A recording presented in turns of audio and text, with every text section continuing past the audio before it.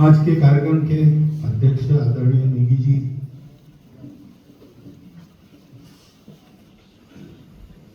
भगतदा,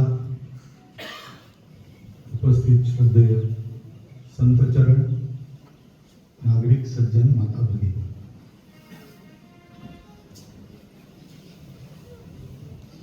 तो भगतदा भगत है, मैं भी भागवत ही हूँ, भगवान नहीं हूँ।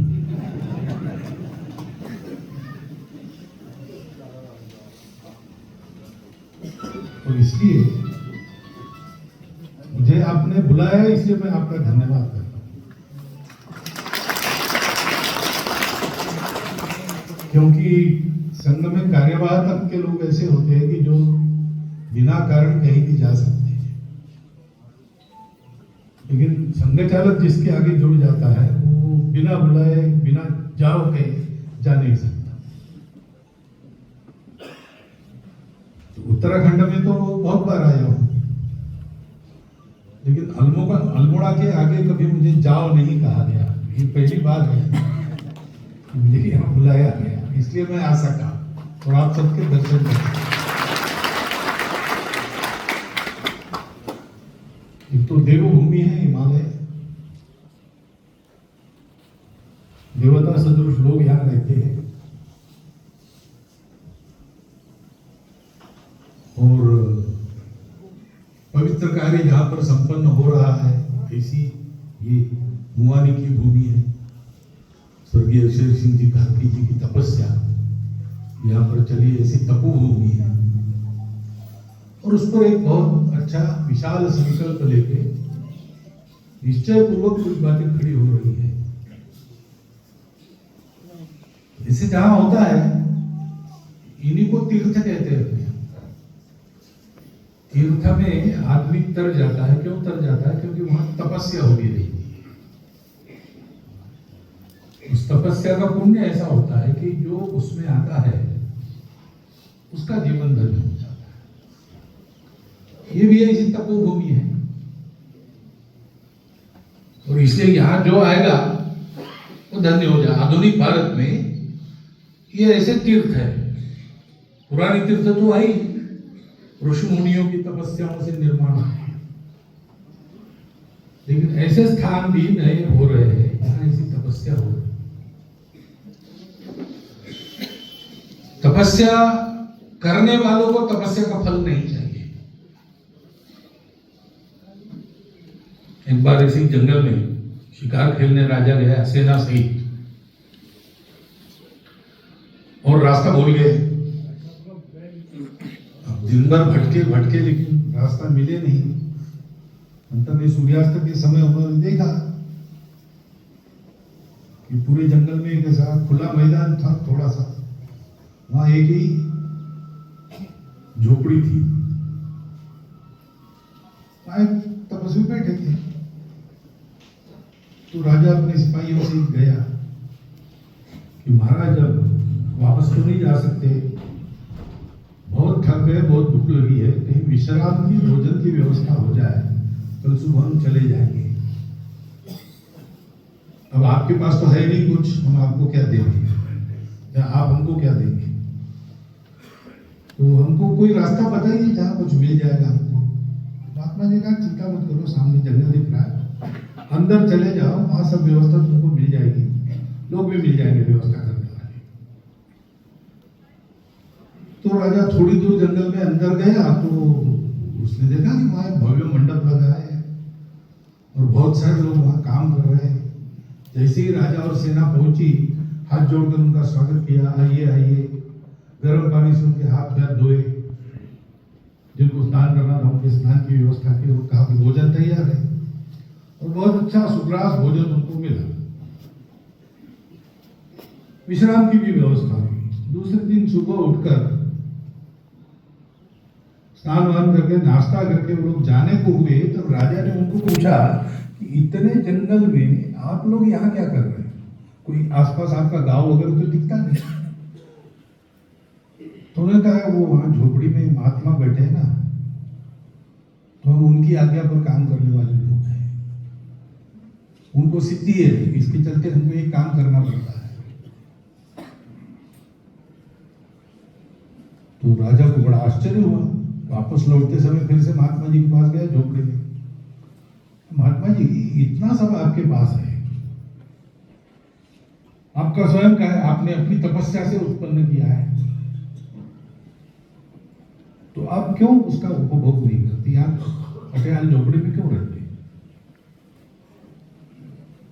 तो महात्मा जी ने कहा कि जिस तपस्या के कारण ये मैं कर सकता हूं, अगर इसका उपयोग मैंने स्वयं किया तो मेरी तपस्या चली जाएगी। मेरी तपस्या इसलिए है कि बाकी लोगों को इसका लाभ। ऐसी तपस्या यहां हो रही है, इसलिए मैंने ये कहानी बताई। हमको इसी तपस्या को आगे बढ़ाना है। ये केवल भगवत्ता की तपस्या रहे ऐसा नहीं होगा, यह हम सबका सपना है,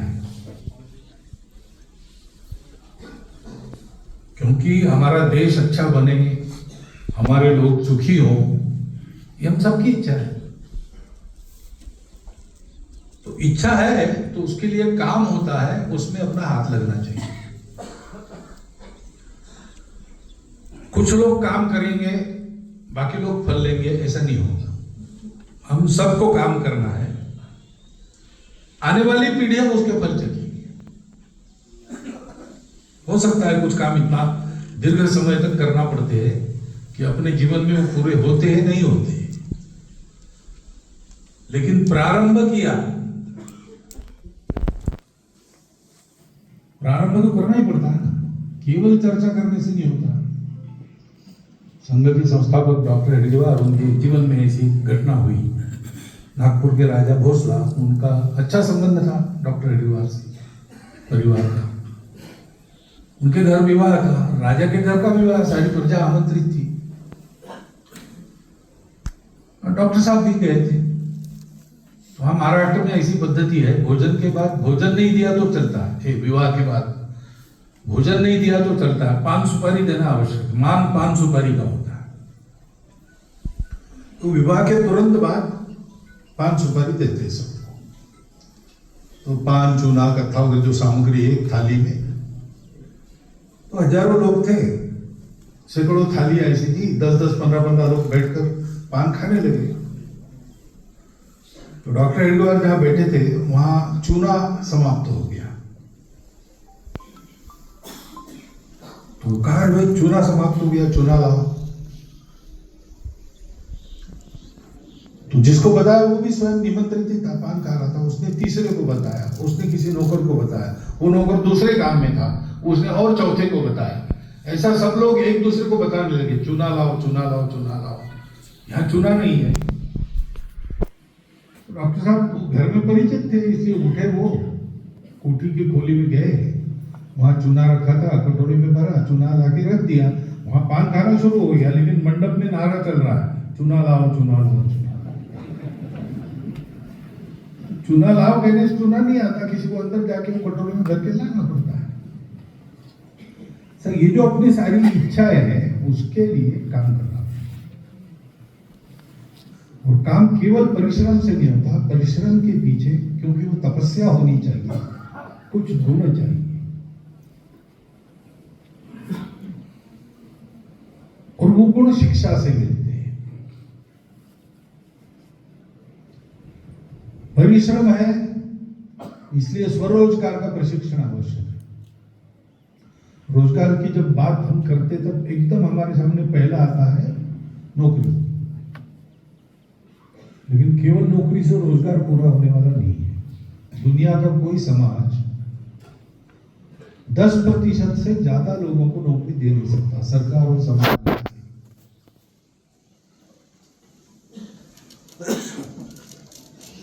अपने हाथ से काम करना, अपना काम करना, यह रोजगार का सबसे बड़ा हिस्सा रहता है। भारत जैसे विस्तीर्ण जनसंख्या वाले देश में यही उपाय है, रोजगार यानी स्वरोजगार। हमारे देश का अधिकतम रोजगार तो कृषि से आता है, सहकारिता के क्षेत्र से आता है, लघु उद्योगों के क्षेत्र से आता है, नौकरियों से नहीं आता। नौकरियां मिले, सबको मिली, जितनी अधिक है अच्छी है, लेकिन एक हद से ज्यादा हो नहीं सकती। तो रोजगार के लिए स्वयं रोजगार यही उपाय है, और उसके लिए आजीविका देने वाले रोजगारों का प्रशिक्षण करना ही पड़ेगा। परंतु वो भी करना है और चलाना है तो बहुत छोटे छोटे अधिक जगह पर उसके केंद्र होने पड़ेंगे, और ये किसी व्यवस्था के बस का काम नहीं है, ये समाज को करना पड़ेगा। अपना समाज इतना बड़ा और इतना विविध है कि कोई एक व्यवस्था,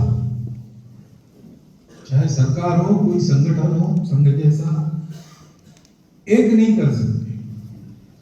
पूरा समाज सोचता है तो एक सारे देश में खंड स्तर पर ऐसे केंद्र रहेंगे, उस खंड में जिन रोजगारों के कारण आजीविका मिल सकती है उसका प्रशिक्षण देंगे, तो फिर वहां लोग स्थिर हो जाएंगे, पलायन नहीं होगा। इसके प्रयोग भारत में चल रहे हैं, हो चुके हैं यशस्वी, जैसे चित्रकूट में है मध्य प्रदेश, वहां के ब्लॉक के लिए 500 गांव के लिए सोचा उन्होंने, और 500 गांव में ये सारी बातें की, वहां हो रही है, वहां अच्छी तरह हो रही है। लोगों का बाहर जाना बंद हो गया, रोजगार का प्रशिक्षण है, खेती का प्रशिक्षण है, सारी बातें वहां चल रही है। सरकार का पैसा नहीं है, समाज का आस्था है। लेकिन ये भी सब हुआ क्यों हुआ? कि उसके पीछे जो विचार था, उसके पीछे जो संस्कार था, उसके कारण। और इसलिए शिक्षा महत्वपूर्ण बात है। और शिक्षा में दो प्रकार है, एक बाहर की शिक्षा, एक अंदर की शिक्षा, दोनों चाहिए। जैसे आदमी है तो एक दिखने वाला आदमी है, दूसरा जो नहीं दिखता लेकिन वही है, वो आदमी है। समाज है, दिखने वाला समाज है, लेकिन दिखता नहीं लेकिन है, ऐसा समाज है। जैसा हमारा समाज है भारत का, पूरे भारतवर्ष में छोटा सा चित्र यहां भी है। तो अलग अलग वेश में हम सब लोग बैठे हैं, अलग अलग नामधारी, एक एक व्यक्ति का नाम अलग है, परंतु दिखने वाली अलगता के नीचे एकता भी है। तो हम ऊपर से अलग दिख रहे हैं, लेकिन इसी भूगोल में रहने वाले हैं। हम भारतवर्ष के सब लोग हैं, हम विश्व मानवता की, ये सारी एकता की बात है। वो बाहर से नहीं दिखती, लेकिन वो होती है और वो टिकती है। बाकी अपना वेश बदल जाता है, कई बातें बदल जाती है, आयु जैसे बढ़ती है देह भी बदल जाता है, लेकिन हम तो वही रहते हैं। ऐसे जीवन में भी एक दिखने वाली बात होती, जीना है। जीने के लिए आजीविका चाहिए, सुरक्षा चाहिए, समृद्धि चाहिए, सुरक्षा चाहिए। वो कैसे प्राप्त करें, इसकी एक शिक्षा है, वो लौकिक शिक्षा है जो स्कूल, कॉलेज, यूनिवर्सिटी में जाकर हम लेते हैं। लेकिन ये शिक्षा मिलने के बाद भी उसका उपयोग कर सके ऐसी बुद्धि, ऐसा साहस, ऐसा दम, ये मुख्य बात है। हम ऐसा भी देखते कभी कभी कि स्कूल कॉलेज की शिक्षा पाए बिना आदमी बड़ा बन गया और बहुत शिक्षित लोगों को उसने नौकरी में रख लिया। ये कैसे हुआ? तो शिक्षा तो एक उपकरण है, साधन है, जो उपयोग कर सकता है उसको बहुत उपयोगी है, लेकिन जो नहीं कर सकता वो क्या करेगा? एक लखपति था, आयु के 100 साल उसने पूरे किए, विदेश की घटना है। तो पत्रकार गए उसका इंटरव्यू लेने, इंटरव्यू लेते लेते उसका सेक्रेटरी आ गया। सेक्रेटरी ने मालिक को कहा कि मालिक वो आप कुछ दान देने वाले थे, वो लोग आए हैं, उनको चेक देना है, तो आपका चाहिए हस्ताक्षर। तो मालिक ने कहा ले आओ, तो चेक ले आए वो, साथ साथ वो स्याही का पैड भी एक लेके आए, क्योंकि वहां से पढ़ना लिखना नहीं जानते थे। उन्होंने अपना अंगूठा कर दिया। पत्रकारों को आश्चर्य लगा, उन्होंने कहा अरे आप लिखना पढ़ना नहीं जानते? तो उन्हें नहीं जानता। आप बिना लिखे पढ़े अरबपति बन गए, लिखते पढ़ते तो क्या होते? उन्होंने कहा मुझे मालूम है मैं क्या होता, मैं बताता हूँ आपको। मैं एक चर्च में घंटी बजाने का काम करने वाला था, उसका मुझे पैसा मिलता था, उस पर मेरा पेट चलता, अकेला ही था। 40 साल की आयु तक यही काम किया। क्योंकि एक नए बिशप आए, उन्होंने सर्कुलर निकाला कि यहाँ जो पढ़ेगा या जो नौकरी करेगा उसको साक्षर होना आवश्यक है। मैंने बिशप को कहा कि इस आयु में अब मैं कहाँ पढ़ना लिखना सीखूं? तो उन्होंने कहा फिर छोड़ दो नौकरी, तो नौकरी छूट गई। अब क्या करना, इस चिंता में भटक रहा था। एक ऑफिस की खिड़की से आवाज आई, अरे भैया इधर आओ, मुझ काम में हो। उन्होंने मेरे पास काम नहीं है, तो मैं एक काम देता हूँ, मैं बहुत अर्जेंट काम यहाँ कर रहा हूँ, मैं यहाँ से उठ नहीं सकता, मुझे कॉफी पीनी है, कॉफी लेके आओ, मैं तुमको एक दौड़ी दूंगा, डाइम दे दे, एक डाइम दूंगा। तो मैं कॉफी लेके आया, उसने मुझे एक डाइम दिया। तो मुझे कल्पना आई मन में कि ऐसे बहुत से लोग होंगे जो अपने काम से उठ नहीं सकते, लेकिन उनको कभी सिगरेट पीना है, कभी चाय पीनी है, कभी नाश्ता करना है, कोई लाके देगा तो उसको पैसा देंगे। तो मैंने यही काम शुरू किया, करते करते आज अरबपति बन गया। मैं अगर पढ़ लिख लेता तो मैं चर्च में घंटी बजाने वाला रह जाता। तात्पर्य एक दिखने वाली वो शिक्षा आवश्यक है, मैं उसको नहीं नकार रहा हूं। ये लौकिक शिक्षा बहुत आवश्यक है, जितना अच्छा जितना अधिक पढ़ सकते पढ़ना चाहिए, लेकिन उसका उपयोग करने के लिए कुछ गुण चाहिए, नहीं तो दुरुपयोग करते लोग।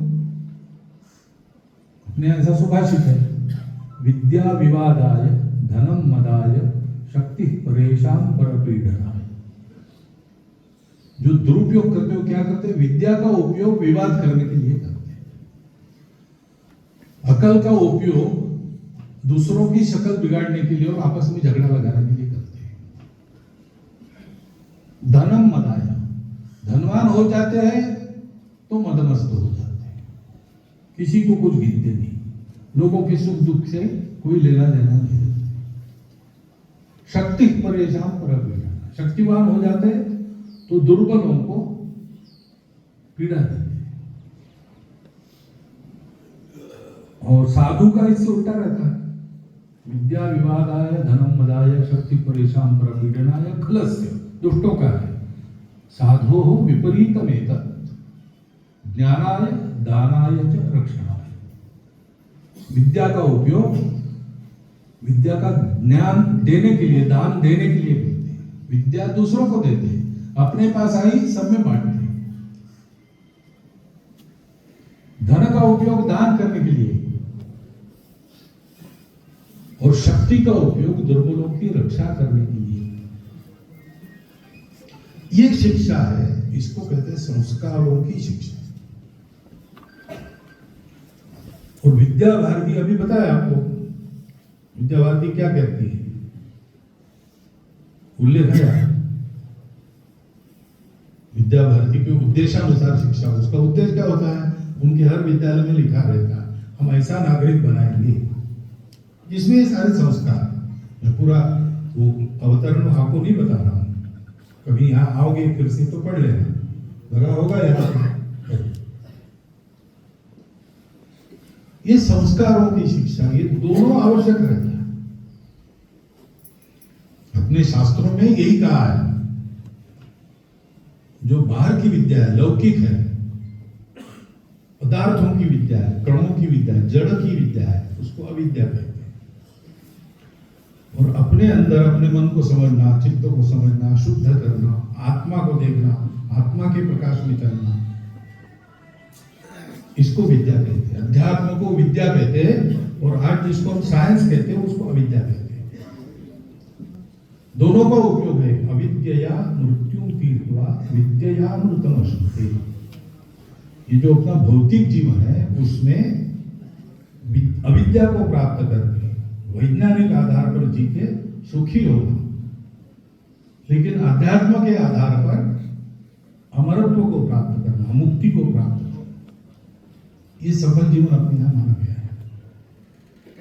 अपना भारत देश समर्थ हो, विश्व गुरु हो। अपने भारत देश का वैभव क्या है? भौतिक वैभव तो था ही। ईस्वी सन 1 से लेकर और 17वीं सदी तक हम लोग सब मामलों में भौतिक जीवन के विश्व में पहले थे। उसके बाद धीरे धीरे पतन आ गया, यानी आक्रमण से ग्रस्त हुए, फिर भी हम ये कर सके। तो भौतिक जीवन में थे ही, परंतु सारी दुनिया भारत में ऐसा था, इसको जानकर भी मानती नहीं है।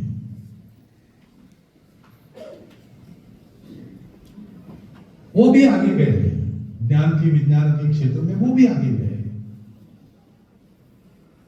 इसलिए इसमें नई बात क्या है ऐसा सोचते, लेकिन प्राचीन समय में भी और आज भी हमारा देश वैभव संपन्न था तब भी, और हमारा देश गुलामी में था तब भी। सारी दुनिया के लोग यहाँ आते थे और आज भी आते। क्यों आते हैं? तो हमारी आध्यात्मिकता के कारण आते हैं। संतों में, ऋषि मुनि आचार्यों में तो वो रहती ही है, लेकिन हमारे सामान्य जीवन में भी वो कुट कुट कर भरी है, ऐसा उनको।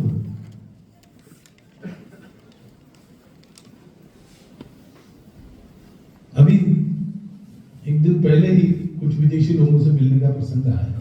बहुत सारे प्रश्न थे उनके संघ के बारे में, लेकिन उसके साथ साथ कुटुंब व्यवस्था की भारत की कल्पना क्या है वो जानना चाहते हैं।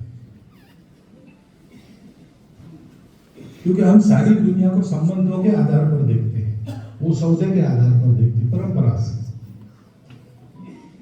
परंपरा है नहीं, 350 वर्षों से वो ऐसा कर रहे हैं। उसके पहले उनके यहाँ भी संबंध मानते थे, लेकिन उन्होंने छोड़ दिया, इसलिए वहां समस्याएं हैं। भारत ने नहीं छोड़ा अभी भी। उनका प्रश्न था कि इतने सारे जीवन बदल गया, एकत्र परिवार होना कठिन हो गया, लेकिन कैसे भारत के कुटुंब टिके? जो बताना था बताया, लेकिन ये जिज्ञासा है भारत के बारे में पहले से।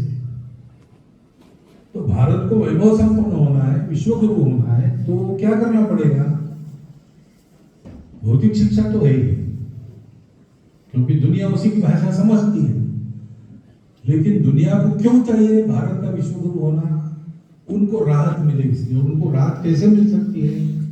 वो हमारे अध्यात्म के द्वारा, संस्कारों के द्वारा मिल सकती है। ऐसी संपूर्ण शिक्षा प्रदान करना, ये विद्या भारती का काम है। और बड़ी आनंद की बात है कि अपने यहाँ भी अब ऐसा एक केंद्र शुरू हुआ, और धीरे धीरे उसके लिए सारे साधन उपलब्ध हो गए। स्वरोजगार का काम चल पड़ा है, धीरे धीरे विकसित होगा।